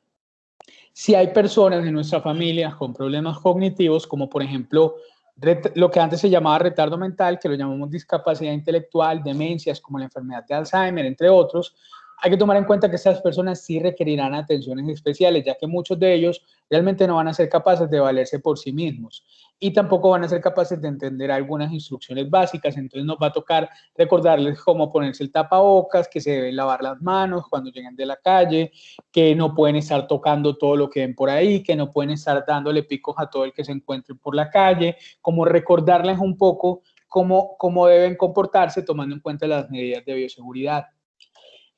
Algunas personas, algunos familiares con enfermedades mentales pueden vivir en residencias que requerirán cuidados especiales durante la cuarentena. Yo ocasionalmente trabajo sobre todo en una muy específica, en un hogar geriátrico, y los protocolos de bioseguridad cuando yo voy a ver pacientes son realmente muy buenos, son impecables. O sea, muchas veces me toca ponerme toda la bata y un montón de cosas que me están disfrazando casi como si fuera a operar a alguien, pero yo entiendo por qué me piden todos estos protocolos de bioseguridad para poder atender a esta población que es mucho más vulnerable. Algunas personas también con problemas cognitivos pueden requerir recordatorios simples y frecuentes de por qué estamos en cuarentena, por qué el aislamiento, por qué no se puede salir mamá a la calle, por qué no puede ir a la misa, por qué no se puede ir al éxito sola, por qué nos toca llevar a cabo el pico y cédula y todo lo que incluye pues como lo que estamos viviendo. Y finalmente algunas personas con problemas cognitivos también pueden beneficiarse de instrucciones repetitivas, ya sean verbales o visuales. Nos va a tocar hacer como el ejercicio de tener mucha paciencia y tolerancia, porque nos va a tocar repetir muchas órdenes en esta población en particular. Entonces hay que tomar eso en cuenta también. Quería agradecerles por esta invitación, eso es lo que les traía el día de hoy. Este es mi correo electrónico, si tienen alguna duda, alguna inquietud, les voy a pasar los videos, voy a ver si lo puedo compartir, si no, los tengo en otra parte, si no, se los voy a compartir para que los tengan. Y tengo un proyecto con unos amigos, se llama Terapia Dialéctica, tiene mucho que ver, como les hablaba, con regulación emocional, por si se quieren meter en la página y conocerlo un poco. Otra cosa que quería era, espérenme un momento, dejé de compartir, denme un segundito que les quiero compartir una invitación también, este fin de semana. Bueno, aquí, les quiero compartir rapidito esta invitación. Este fin de semana voy a estar participando de un evento gratis, completamente gratis, que se llama Rompiendo Estigma. Esto es un evento que es, digamos, como en concordancia con Estados Unidos. Entonces aquí es de las 9 a las 12 del mediodía, pero en realidad en Colombia sería de 8 a 11 del mediodía. Vamos a estar participando varias conferencias simultáneas y una que yo voy a dictar se llama De la frustración y la esperanza, que tiene que ver un poco cómo se va construyendo y cómo se van tejiendo grupos de tratamiento interdisciplinarios para algunas enfermedades. En este caso, es un caso de una paciente con un trastorno de la alimentación, pero hay varios de las charlas que les pueden llamar la atención. Si están interesados en inscribirse, les voy a dejar el link también, es completamente gratis. Y una cosa importante es que el orador principal es un periodista muy famoso que se llama Ismael Cala, no sé si lo conocen, y van a poder pues tener la oportunidad como de ver esta conferencia también. Bueno, no sé si ya dejo por acá de compartir, voy a prender la cámara. Ahora sí me ven. Sí, ya, me dijo. Voy a intentar reproducir el video a través de la aplicación directamente donde se realizó. Ustedes me van a decir si se oye. Si definitivamente no se oye, yo voy a mandárselos a ustedes. Sobre todo quiero que vean este primero. Espérenme un segundito. Voy a volverlo a intentar un momento. Mire, médico, si de pronto le aparece, cuando le diga compartir, como le digo, apenas se le dice compartir, que le aparezcan las ventanitas para usted escoger qué es lo que va a compartir. Debe haber un botón por ahí que se llama activar, incluir sonido del equipo o algo así. Espérame un segundo porque no me aparece así. En realidad, me aparece ventana de la app y si sale como si fuera como con audio, pero no me sale como completamente. Espérame un segundo. Intentemos ahí desde el aplicativo que usted dice, a ver si de pronto... Vamos a intentar. Si no, ustedes me dicen y yo se los mando. A ver. ¿Sí se alcanza a ver? Sí, se está viendo en este momento. ¿Se escucha? No. No. Listo, se los voy a mandar. Yo se los voy a mandar para que ustedes lo puedan ver, lo puedan tener ahí también y lo pueden ver cuando quieran. Bueno, ahora sí, quiero dar las gracias por la invitación. Quiero que si quieren conversamos un rato, quiero escuchar preguntas, comentarios, todo lo que quieran saber. Médico, perdón, en el chat hay una pregunta precisamente que hace Edwin, que dice que si un niño presenta síntomas de depresión, ¿cómo afrontar el tema para que visite un especialista sin que sienta miedo o angustia? Ok, hay varias cosas que es importante tomar en cuenta.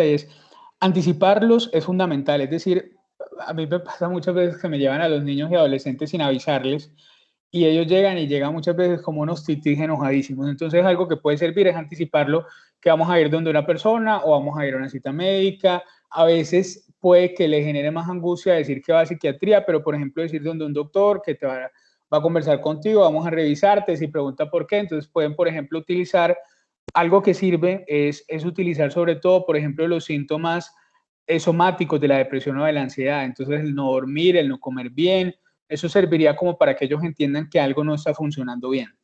Otra estrategia que puede utilizarse sobre todo en los más grandecitos, en los adolescentes, puede ser manifestarles, eso se llama autodevelación, como manifestarles la angustia que le genera a uno, verlo sufriendo y cómo se siente uno frente a eso. A veces cuando la persona que le manifiesta ese temor o esa preocupación y como esa sensación de que si tú estás mal, yo también estoy mal, es el papá o la mamá o una persona de cuidado significativo, tienden como a movilizarse a ir. Entonces es una forma de hacerlo. Otra cosa que puede hacerse es como darle la opción, por ejemplo, de que elija si prefiere ir. Muchas veces lo primero que uno hace, sobre todo en niños y adolescentes, es que lo evalúe psicología. Entonces, a veces hablar de psiquiatría para ellos es como mucho más fuerte porque sienten que yo no estoy loco, yo no me enloquecí, yo no quiero medicación y en psiquiatría infantil, de hecho, no siempre se requiere medicación, pero sí es importante que si se sienten más cómodos inicialmente, por ejemplo, hablando con psicología, puedan tener un proceso inicial, una evaluación por psicología y ya si este profesional considera que es necesario remitirlo, derivarlo a psiquiatría, pues así lo harán. Médico, hay otra Muchas pregunta. gracias. El llanto constante de un niño por cualquier cosa que sería depresión, puede ser un problema de depresión. No necesariamente. El llanto constante, en realidad el llanto pues puede ser una manifestación de muchas cosas. Llanto puede ser también temor, llanto, uno puede llorar también, por ejemplo, por alegría, pero hay una situación aquí, hay que mirar de forma específica cuáles son las circunstancias que más desencadenan el llanto en este niño. Normalmente el niño deprimido es muy identificable en el sentido de que los papás conocen a los hijos. Entonces saben que abandona, por ejemplo, los juegos, los amigos, nada los hace felices. Realmente es un cambio muy grande, como muy abrupto en la personalidad, pues personalidad entre comillas, porque apenas se están formando, pero en la forma de ser de este chico o de esa chica y realmente no necesariamente llorar es igual a deprimirse. Y de igual forma, no todo el que no llora no está deprimido, porque puede llegar a pasar que le lleven al niño o al adolescente por cambios en el comportamiento y no le diga, si definitivamente tiene una depresión y le dice el papá, bueno, pues como si nunca llora. Entonces realmente el llanto podría ser un síntoma o puede que corresponda a otras circunstancias puntuales. Sí habría como que entrar a mirar qué es lo que desencadena de manera más frecuente ese llanto. Gracias, médico. Por acá hay otra pregunta, bueno, yo creo que muy relacionada con la anterior, pero de todas maneras como hacer un refuerzo y es, ¿cómo hacer para que un adulto mayor con depresión acepte la ayuda de un profesional sin que sienta que lo están tratando como loco? Bueno, una cosa muy importante es, digamos, un gancho muy fuerte que puede ser, pues, como servir es engancharse más como con el sufrimiento que tiene la persona y es decirle, yo sé que no la estás pasando bien, yo sé que no es bueno vivir así de esa forma todos los días, vamos a buscar ayuda. Algo que puede funcionar, a veces lo han hecho conmigo, es cuando sobre todo adultos mayores que tienen como ese recelo o ese estigma frente a la salud mental, muchas veces lo que terminamos diciendo es, bueno, te va a ver un doctor o una doctora, pero no necesariamente dicen inicialmente la especialidad. Ya cuando están en la consulta y se logra como tener la conversación y conocen un poco como la situación como tal, digamos, muchas veces terminan siendo más abiertos. Pero mi recomendación es tratar como de engancharse más con las emociones que uno asume que deben estar sintiendo y el sufrimiento tan grande que deben tener frente a la depresión, si es lo que están viviendo en el momento. Lo otro es, se podría llevar primero al médico general. El médico general está también en la condición y en la potestad y tiene el conocimiento absoluto para poder hacer el diagnóstico de una depresión mayor. Muchas veces es mejor aceptado inicialmente la evaluación por medicina general y el médico general a veces termina como siendo un poquito el colchón y el puente para que puedan asistir a servicios de salud mental.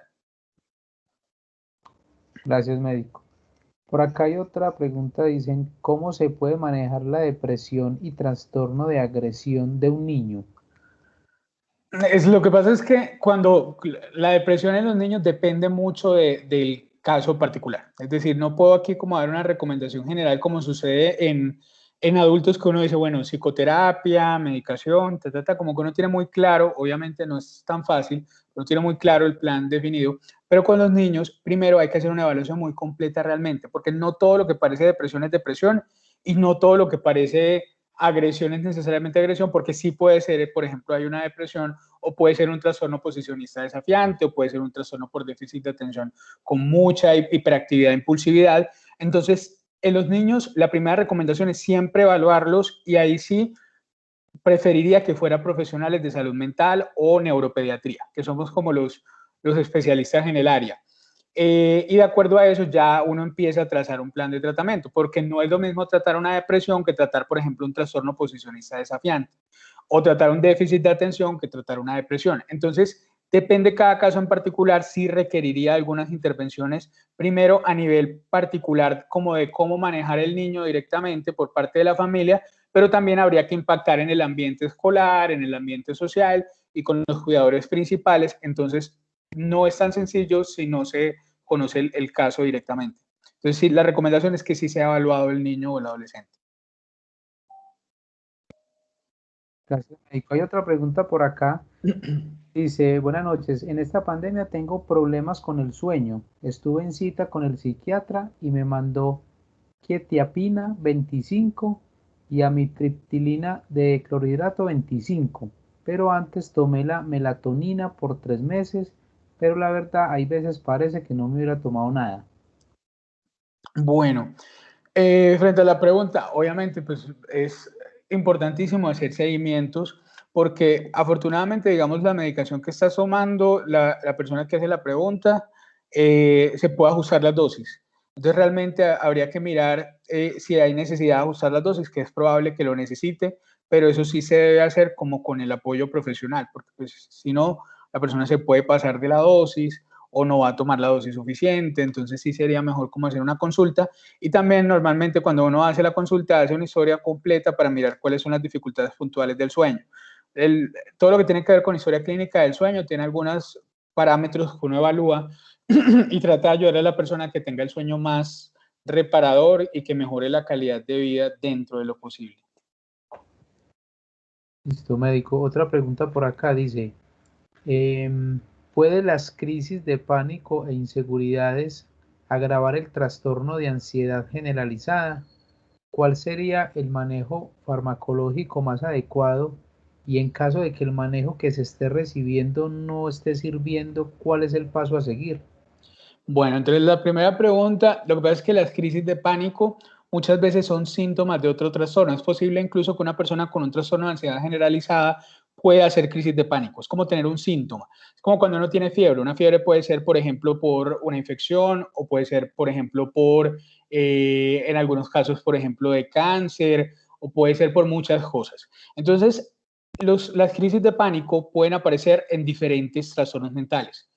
Uno de ellos son los trastornos de ansiedad generalizada. Entonces, lo que uno tiende a ver es que si están circunscritos al trastorno de ansiedad generalizada, probablemente sea un síntoma más de este trastorno. Ya si se asocia con el temor de repetir una nueva crisis, la evitación propia del trastorno de pánico, ya hablamos de que están los dos punticos trabajando en equipo. El tratamiento farmacológico es muy variable. Utilizamos normalmente medicamentos que tienen impacto sobre los neurotransmisores que les mostré. Entonces pueden utilizarse medicamentos que funcionan sobre serotonina y sobre noradrenalina o sobre las dos. O sea, puede ser o uno o lo otro o las dos. Inicialmente, incluso a veces en los trastornos de pánico, cuando hay síntomas de pánico, a veces complementamos con otros medicamentos que actúan un poquito más rápido para que la persona esté más tranquila, mientras que el medicamento protagonista, digámoslo así, va surgiendo más efecto. Si ya la persona tiene ese tipo de medicamentos y no ha hecho, pues como no ha tenido la respuesta que espera, hay muchas opciones. Eso es muy bueno porque dentro de, así como hay un montón de antibióticos o de antihipertensivos o medicamentos para el dolor, tenemos medicamentos, muchos para la ansiedad, muchos para la depresión, y lo que podemos hacer es, de acuerdo a cada caso, hacer un cambio de medicación y obviamente pues el seguimiento. Otra cosa importante, y es en los trastornos de ansiedad, sí les voy a recomendar, en depresión también, pero sobre todo en ansiedad, que acompañen el tratamiento farmacológico con psicoterapia específica para la ansiedad, porque si no es como si el tratamiento se quedara a medias. ¿Por qué? Porque los medicamentos son súper buenos para regular el tema de los neurotransmisores, pero también hay una cosa ahí que tenemos que aprender, que a veces las personas con ansiedad tienen una forma de pensar muy propia de la angustia.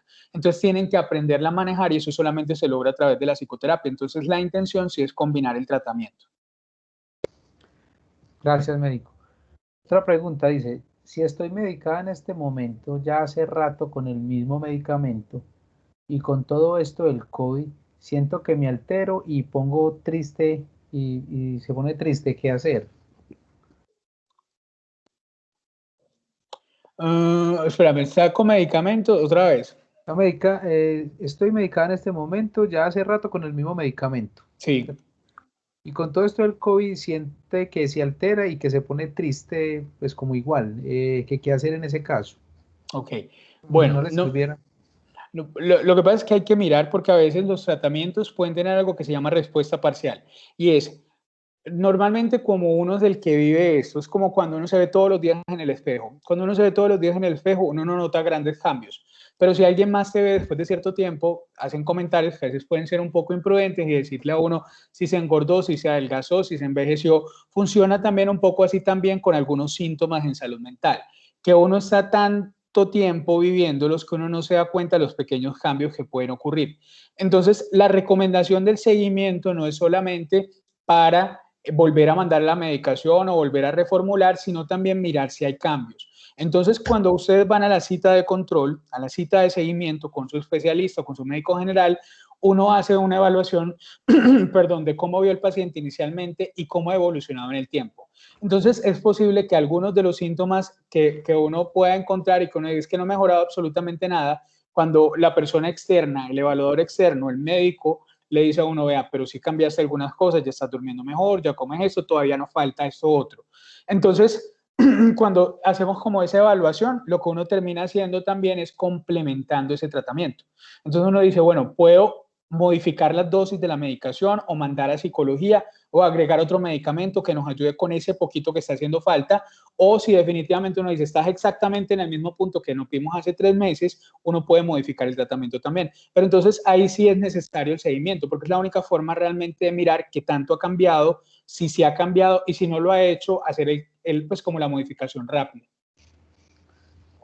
Listo, médico. Otra pregunta dice, ¿cómo saber si la medicina que le recetó un médico general es la adecuada para manejar la ansiedad? Bueno, realmente es muy difícil como saberlo como de antemano. Yo diría que como la forma más fácil de saberlo es realmente que sea un medicamento efectivo, que genere respuesta, que tenga, digamos, bajos efectos secundarios para esa persona, que no tenga interacciones si la persona tiene otra enfermedad con los medicamentos que esté tomando. Entonces, probablemente en ese caso no diría al médico general, me mandó un medicamento que me ayudó mucho, pero puede llegar a pasar que el médico general tenga la mejor intención y mande lo que él cree que puede servir o funcionar y finalmente puede que esa persona no le caiga también. Entonces la intención también ahí es como hacerle seguimiento precisamente por el médico que lo inició. Ahí también hago como la acotación que lo ideal es hacernos seguimiento, casi que cásense con un médico y hagan seguimiento, porque cuando empiezan a brincar, que a veces pasa en la EPS, que nos termina pasando eso, cuando uno empieza a brincar de uno a otro, la otra persona como que no tiene ni idea porque no me vio al principio, entonces no sabe si estoy bien, si estoy mal, si estoy mejor. Entonces, si pueden conseguir controles con los mismos médicos, pues sí sería lo ideal. Listo, médico. Por aquí también preguntan, dicen, una persona que tiene que salir de la casa, así sea a la tienda, y cada que va a salir le dan múltiples síntomas gastrointestinales, diarrea, vómito, mareo, sudor excesivo, pánico, etcétera. ¿Qué recomendación podría darle para afrontarlo? Es muy probable que esta persona, lo que están refiriendo son muchos síntomas ansiosos. ¿Qué pasa? Que cuando uno le dice a la persona, bueno, tiene que ir a la tienda y comprar y hacer, puede que sea más aversivo que favorecedor. Eso se llama exposición en inundación, tal cual así se llama. Es como si uno quisiera aprender a nadar y lo tiraran a uno a la piscina y lo echaran a la mitad de la piscina y sálvese quien pueda. Entonces, ¿qué puede hacer uno? Bueno, primero consultar, que ese caso me parece muy interesante y sí sería bueno que consultara. ¿Por qué? Porque tendríamos opciones de poderle ayudar primero a que se exponga de una forma más gradual, pero eso requiere un entrenamiento por la persona que le va a ayudar, porque empezamos a jerarquizar, a ver qué es lo que más temor le da, miramos qué es lo que le genera la ansiedad y empezamos a exponerla lentamente hasta que se sienta tranquila con la exposición.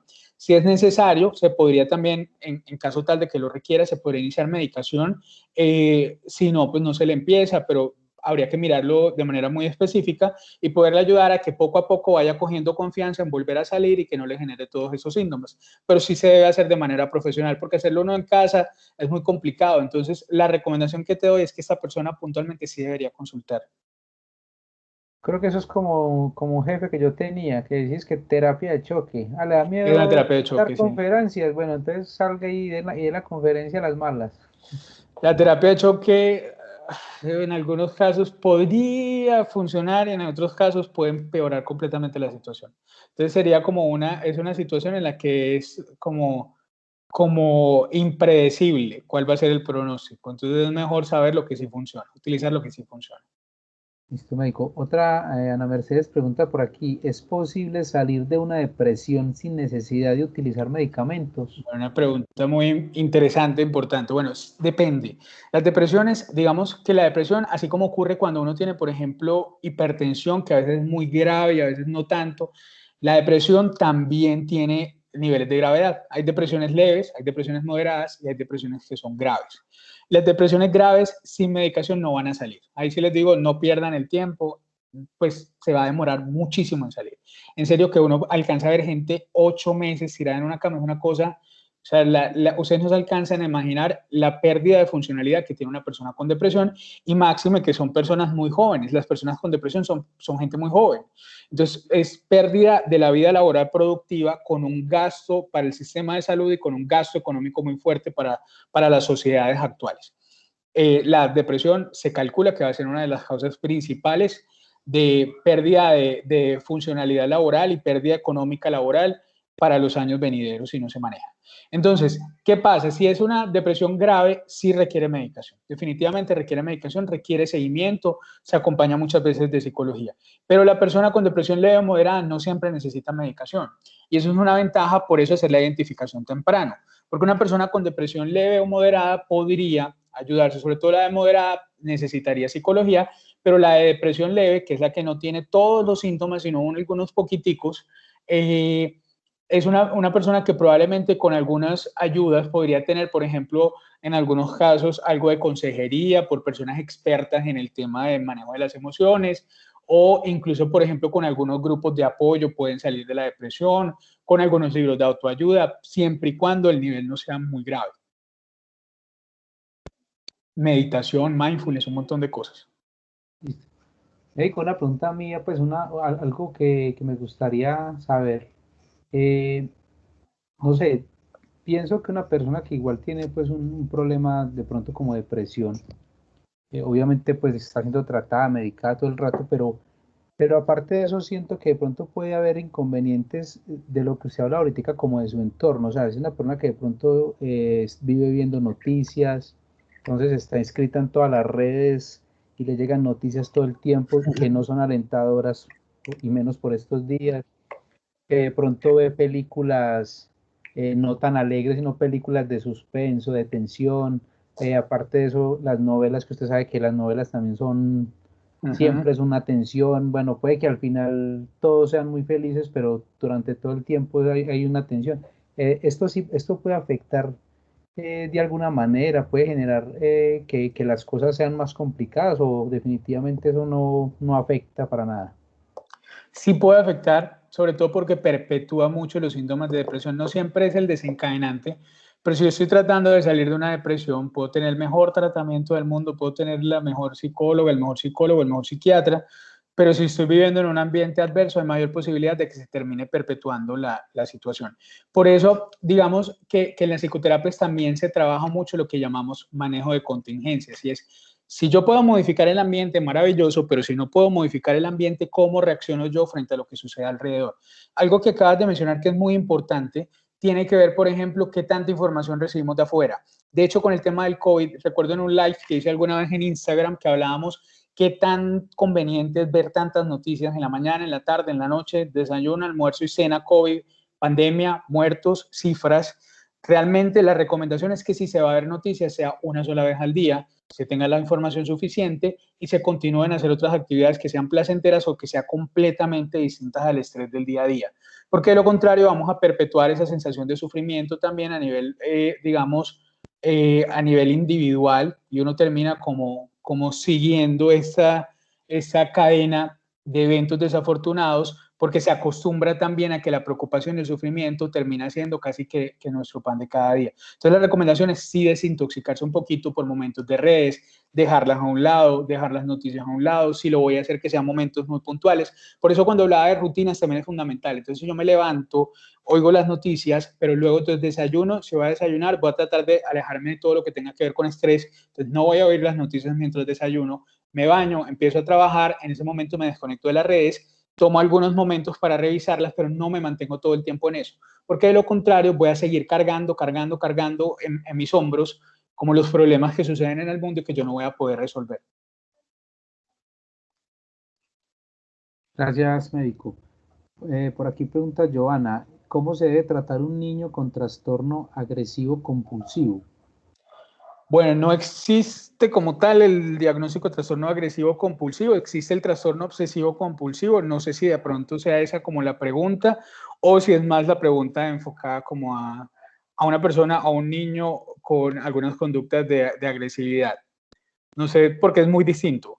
Pero si es un paciente con trastorno obsesivo compulsivo, los trastornos obsesivos compulsivos son personas que tienen ideas repetitivas, involuntarias, recurrentes y que generan malestar en su cabeza y que requieren una conducta repetitiva para calmar esa ansiedad. Por ejemplo, si me viene el pensamiento constante de que si yo toco esta mesa me voy a contaminar, la compulsión o el acto de compulsión para calmar la ansiedad es ir inmediatamente a lavarme las manos. Entonces, por ejemplo, en los pacientes con trastorno obsesivo compulsivo, definitivamente el tratamiento o lo que uno hace es, el trastorno obsesivo compulsivo sí o sí requiere medicación, porque es un trastorno muy del neurodesarrollo. Requiere medicación con unos medicamentos específicos para esa enfermedad que la llamamos el TOC y requiere una psicoterapia muy específica también que se llama terapia de exposición con prevención de respuesta.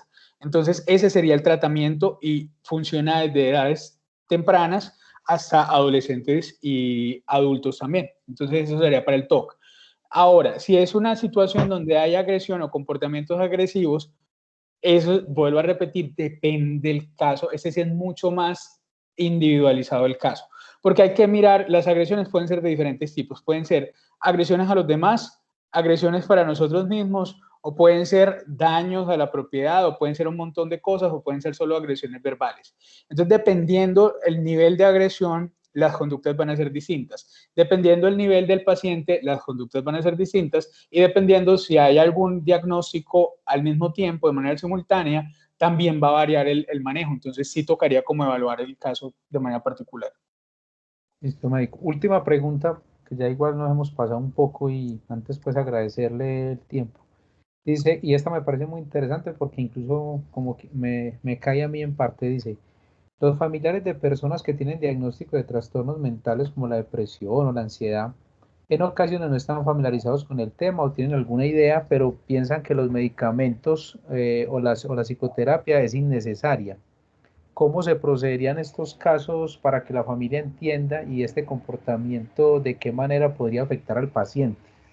Mucho puede afectar al paciente. De hecho, eso se llaman altas emociones expresadas. Las altas emociones expresadas, las críticas frente a los tratamientos y frente a las enfermedades mentales, pueden generar una dificultad muy, pues como muy marcada en la adherencia a los tratamientos. Es decir, si a mí me dicen constantemente es que ese medicamento es para locos, usted no necesita eso, los psicólogos no ayudan en nada, yo voy a abandonar más fácil el tratamiento que estoy recibiendo.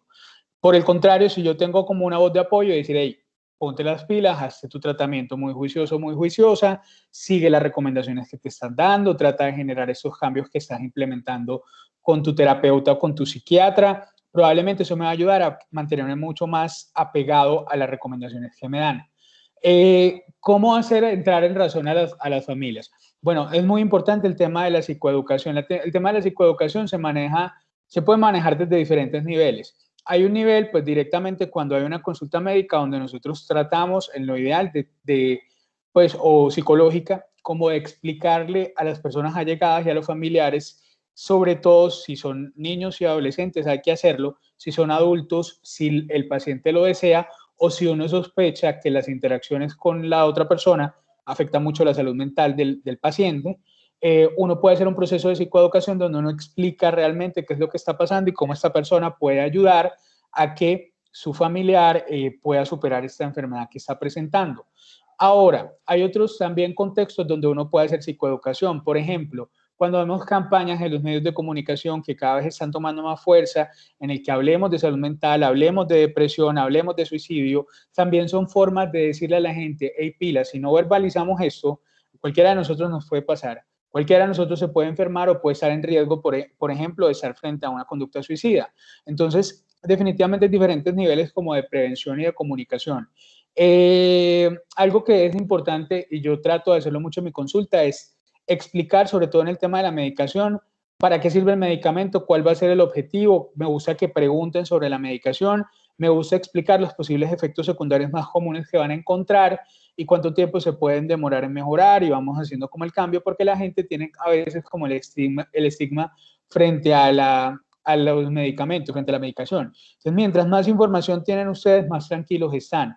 Y yo me he dado cuenta que cuando yo les digo, bueno, los primeros días se puede dar, no se va a decir aquí cualquier cosa, algo de náuseas, la persona dice, bueno, pues ya me habían dicho que esto iba a pasar, y termina siendo mucho más adherente al tratamiento. Entonces, la información que uno le brinda al paciente es importante, pero que ustedes, si sienten que tienen que preguntar, háganlo, sin pena, no se queden con ninguna duda y lo preguntan para que sea más fácil hacerle pues como la adherencia y el acompañamiento a su familiar. Listo, médico, yo creo que es todo. Nuevamente agradecerle, ¿verdad? De todo corazón, de parte de la Fundación para las Porfirias, de parte también de Asolpor, que sé que hay muchas de las compañeras de Cali que están conectadas pues también a la conferencia. Es otra de las fundaciones hermanitas que tenemos en el Valle, que también pues trabajamos muy articuladamente con ellos. De parte de todos, no sé, pues Beatriz también si quiere dar unas palabras, y no, simplemente agradecerle porque es un espacio muy enriquecedor, son temas que, como lo decíamos ahorita, justo y con todo esto que está pasando es como que caen en el momento justo, porque hasta uno, pues, yo soy uno médico que digo que pues yo soy muy relajado, muy tranquilo, muy positivo, pero créame que uno hay veces se angustia y se preocupa y le da uno como susto llegar hasta allá, porque es que esta situación está muy compleja. Entonces todo esto pues que aprendimos hoy, definitivamente yo sé que nos va a ayudar mucho. Entonces muchísimas gracias. A ustedes por la invitación y que descansen, y qué bueno por que me hayan tomado en cuenta. ¿Listo? Médico, no, yo agradecimientos de Edwin. Siempre digo que aprendemos de los mejores. Muchas gracias por ese acompañamiento que siempre hemos tenido suyo. Esperamos más adelante volver a contar con usted. Dos cosas. Queda pendiente compartir los videos entonces. Y luego por el chat yo les voy a compartir también la invitación para el sábado, que usted me la pasó esta semana por el chat, la de Rompiendo Estigmas, para el sábado de 8 a 11. Yo la cuelgo ahora por los diferentes chats para que los pacientes, familiares o cuidadores, las personas que deseen, se puedan conectar el sábado, y quedamos pendientes de los videos también para compartirlos. Sí. Muchas gracias. Feliz y bendecida noche para todos. Descansen. Y si me puede compartir la presentación. Claro, y si me pueden acompañar pero recuerda que está en Keynote. No importa, yo la... No importa. Bueno, listo. Sí, y si me pueden acompañar el sábado sería buenísimo. Mil gracias. Sí, claro que sí. Chao, que estén muy bien. Chao, feliz noche. Muchas gracias, feliz noche. A todos los pacientes familiares también, muchas gracias. Bendiciones, feliz noche, muchísimas gracias. Muchas gracias, buenas noches. De a una. Buenas noches, gracias. Con mucho gusto. Feliz Gracias noche a a ustedes por acompañarnos. Edwin, doña Beatriz, Fundapor, muchísimas gracias por la invitación de parte de Asolpor. Excelente profesional, excelente conferencia. Muchísimas gracias y ojalá que podamos tener un nuevo espacio así como el de hoy. Muchas Claro que gracias. sí, no, con mucho gusto, Marilyn. Yo les paso el video para que lo tengan también. Lo cuelgo pues en la red y se los comparto para que lo tengamos. Porque yo sé que hay muchas personas que de Perfecto. pronto no se pudieron No conectar, pudieron pero sería asistir. interesante Sí, que si de pronto pueden ver el video luego. claro que sí, Edwin. Muchísimas gracias. Quedamos pendientes. Feliz noche, mil